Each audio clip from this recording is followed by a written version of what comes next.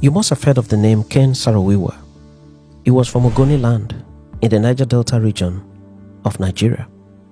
He was hanged by his government for one simple reason, because he was standing in the way of petrodollars. Now, this is Ogoni land, a tiny patch of southern Nigeria that happens to sit on a massive sea of oil. For decades, big oil companies like Shell took the wealth and left the people with nothing but poisoned water and dead crops. Ken wasn't a soldier or a rebel. He was just a writer who refused to stay quiet and watch his homeland get destroyed. He turned a small protest into a global fight against a massive empire, and in 1995, the government killed him to stop the protest and stop the movement. Welcome to this edition of Back in History, and stay tuned for the story of a man who fought for his people and paid the ultimate price in the end. First, let's look at the math of marginalization in 1990s Nigeria. At the time, the country had a population of roughly 100 million people. The three major ethnic groups, the Hausa, Fulani, Yoruba and Igbo, made up nearly 65% of the population and held almost all of the federal and military power. The Ogoni people, on the other hand, numbered just 500,000. That was less than 0.5% of the national population. Yet, their tiny 404 square mile ancestral homeland was generating massive portion of the nation's wealth, the oil money. The military government led by General Sani Abacha at the time took the oil money to build up major cities like Lagos and Abuja and Kano, and to fund a military run by the majority ethnic groups. Meanwhile, the localized minority was left to deal with 100% of the ecological fallout. But here is the reality on the ground. While billions of dollars were flowing into the bank account of multinational corporations and military generals in Lagos and Abuja, the people living on top of the oil were getting nothing. Actually, they were getting something worse than nothing. They were getting environmental collapse. By the late 1980s, Ogoni land was a disaster zone. Because of outdated equipment and zero regulation, oil spills were constant. The fish in the creeks died. The soil became toxic. And then there was the gas flaring. Instead of capturing the natural gas that comes up with the oil, the companies just lit it on fire. 24 hours a day, 7 days a week, for decades. In some Ogoni villages, children grew up believing that the sky was black, never getting the chance to stare into the blue skies during the day or watching the stars of the night twinkle. So for them, the popular nursery rhyme, "Twinkle, Twinkle, Little Star," was like a myth. The horizon was always orange from the flares. The people were dying, the land was toxic, and the money was gone. Most people felt helpless, but Ken Saro-Wiwa was different. He wasn't a soldier. He was a popular TV producer and an anchor. He understood that in the modern world, you don't fight a billion-dollar oil company with a gun. You fight them with a narrative. He did not just want a cleanup of Ogoni land. He wanted the oil to stop flowing until the people get their share. And in 1990, he did something the military government of Nigeria never expected. He took action. This is something nobody had ever tried. January 4, 1993. This is the day the math changed. Mossab was created, the movement for the survival of the Ogoni people. Ken Saro-Wiwa spent 3 years educating farmers and fishermen on a single concept, which is political autonomy. He drafted the Ogoni Bill of Rights. He demanded 3 things, namely a share of the oil revenue, the right to protect the environment, and political representation. When the government ignored the paper, Saro-Wiwa began to assemble his people. The numbers are staggering. On January 4, an estimated 300,000 Ogoni people took to the streets. Think about that scale. The total Ogoni population at the time was roughly 500,000. That means 60% of the entire ethnic group, men, women and children, stopped working and started marching. They weren't carrying weapons. They were carrying green leaves as a symbol of their dying environment. This wasn't an ordinary parade. It was a physical blockade of the global oil economy. For the first time in 30 years, the drilling stopped. The pipelines went cold. The pressure worked. Later that year, Shell Oil officially declared Ogoni land too dangerous to operate in. They pulled their staff out. They abandoned their oil rigs. For the Ogoni people, this was a historic victory. One man and a peaceful crowd had just defeated a multinational giant. But for the Nigerian military government, this was a declaration of war, and this was unacceptable to the military. Nigeria's national budget was almost 90% dependent on oil exports. To the generals in Abuja, Ken Saro-Wiwa wasn't a human rights activist. He was a financial terrorist. He was a man standing between the military and their bank accounts. The government did not try to negotiate with him. They did not offer a cleanup. They sent in the Internal Security Task Force led by Major Paul Okuntimo. The objective was simple: to break the movement so the oil could flow again. Now, the government just needed a reason to arrest Ken Saro-Wiwa and remove him from the picture permanently.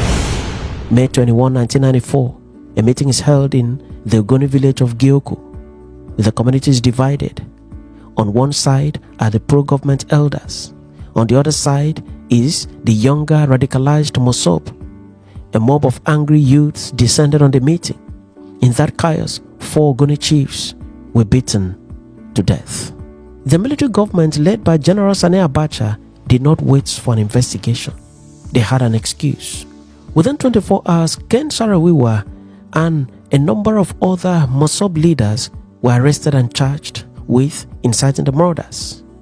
But some sources say that Ken Saro-Wiwa wasn't even at the village at the time.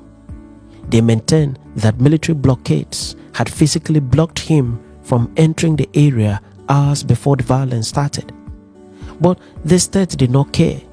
This vital piece of information did not matter to them. The government did not take them to a regular high court. They set up a civil disturbances special tribunal. During the trial, the prosecution produced witnesses who claimed Ken Saro-Wiwa told the youth to deal with the elders. But decades later, the truth about those witnesses came out. 2 of the star witnesses, Charles Danwe and Nayone Akbar, signed sworn affidavits admitting that the Nigerian military and the multinational oil companies' representatives had offered them bribes to testify against Ken Saro-Wiwa. They were promised money, jobs at Shell, and houses in exchange for their lives. Despite the clear lack of physical evidence and the compromised witnesses, the tribunal reached its conclusion on October 31, 1995. The verdict for Ken Saro-Wiwa and his 8 colleagues, now known as the Ogoni 9, was death by hanging. International leaders, including Nelson Mandela and Bill Clinton, pleaded for clemency. Shell Oil issued a weak statement saying they were, quote, concerned. But the military, Junta, did not care about international diplomacy. They cared about the multi-billion dollars that was lying fallow on the ground. They wanted the Ogoni resistance dead so the oil could flow again. The tribunal was headed by a judge of the Federal High Court of Nigeria, Honorable Justice Ibrahim Auta, and the lead prosecutor for the federal government of Nigeria was J.B. Daudu, now senior advocate of Nigeria. November 10, 1995, Port Harcourt prison. The Nigerian government was in a hurry. They did not even wait for the mandatory 30-day appeal period to expire. They moved the Ogoni 9 to the gallows just 10 days after the verdict. But even the machinery of death failed that morning. Executioners in Nigeria at the time used a manual trapdoor system. When they tried to hang Ken Saro-Wiwa, we understand that the equipment malfunctioned. They tried again, it failed again. It took 5 separate attempts to successfully execute the 54-year-old author and environmental rights activist. His final recorded words were, quote, "Lord, take my soul, but the struggle continues." The military thought this would be the end of the Ogoni problem. They thought that by killing the leadership, the 300,000 protesters would go home and the oil would start flowing again. They were wrong. The execution triggered an immediate global backlash. Nigeria was instantly suspended from the Commonwealth of Nations. The United States of America and the European Union slapped the country with arms embargoes and travel bans.